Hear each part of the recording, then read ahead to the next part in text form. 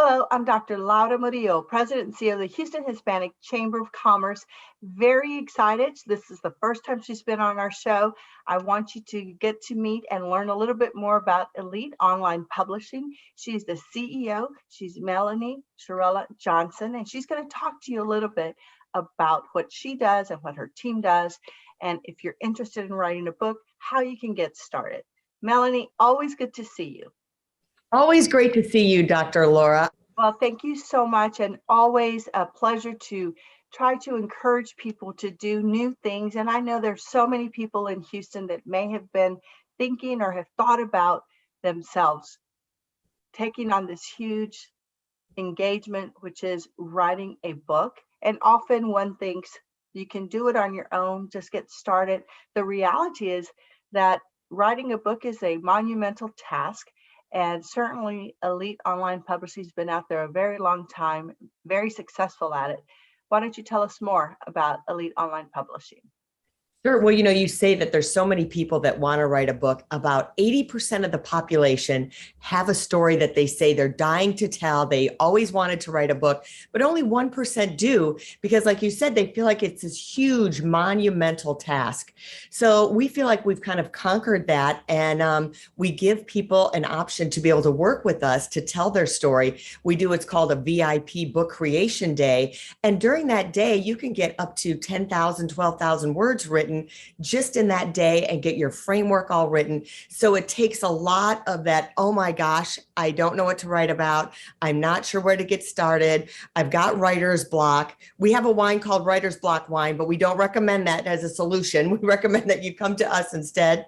It's just so important that people tell their story and get it out there and leave a legacy. We like to take our authors, whether you already have a story written, that we can work with editors and get it all done, and then take you through the process of publishing it, formatting it, making it an international bestseller, and hit as many categories as you can, even Wall Street Journal, USA Today bestseller. So then your book can reach as many people as possible and raise your credibility. But if you don't know what you want to write about yet, we call it you're on that hamster wheel of, oh my gosh, well, should I write about my business? Should I write about my story? What should I do? So we want to take you off that hamster wheel and really get clarity of what your story should be and how you can impact not just all the people that you'll impact, but how you can impact your personal brand, your credibility, and your business to elevate all that.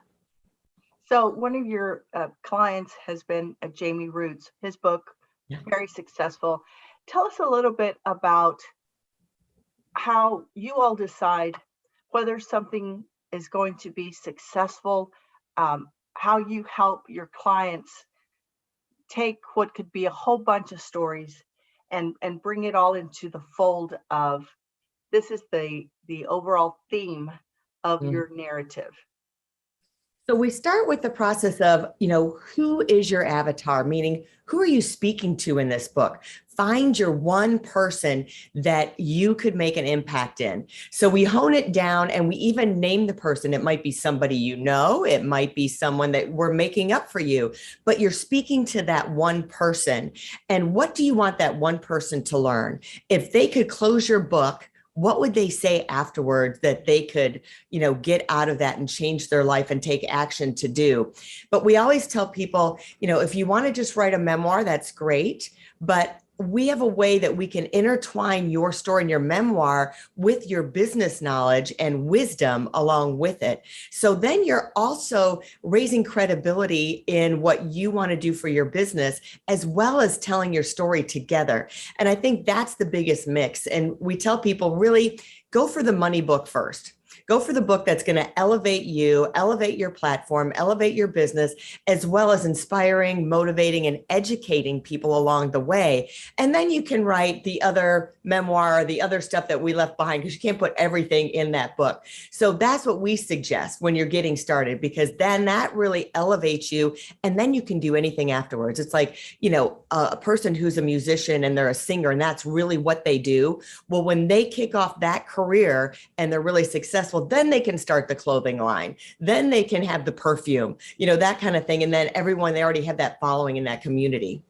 So Melanie, the other thing that I think would be important to share is that from all of the people that are out there thinking about writing a book, in many ways, it can be, if you try to do it on your own, a complicated business.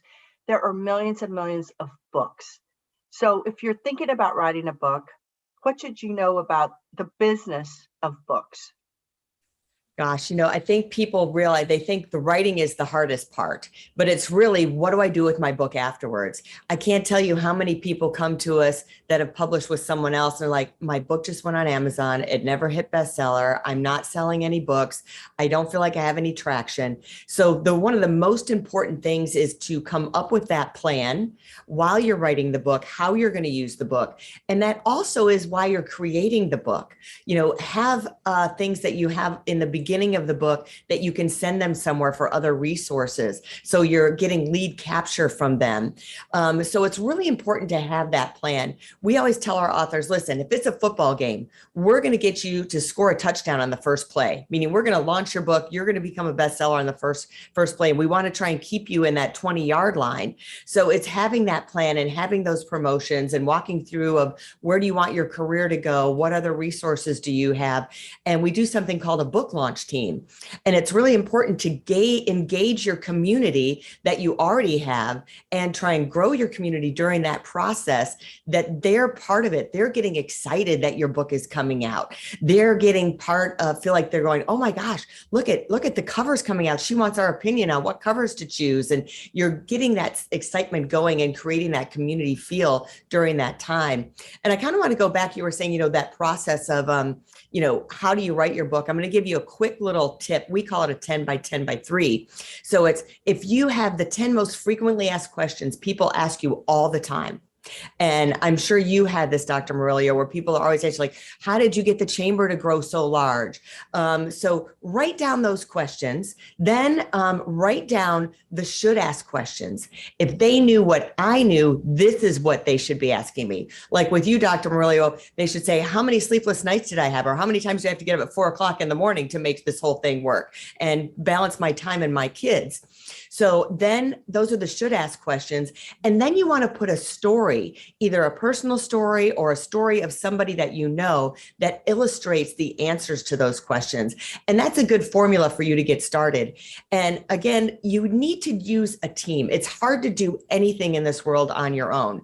The chamber grew so much because she created this huge team behind her that supported her and made it all happen. She was the catalyst of that. So, it's really hard to know all those ins and outs of how to format your book. How come Amazon is rejecting my manuscript because they say there's these wrong words and they're like, I don't know.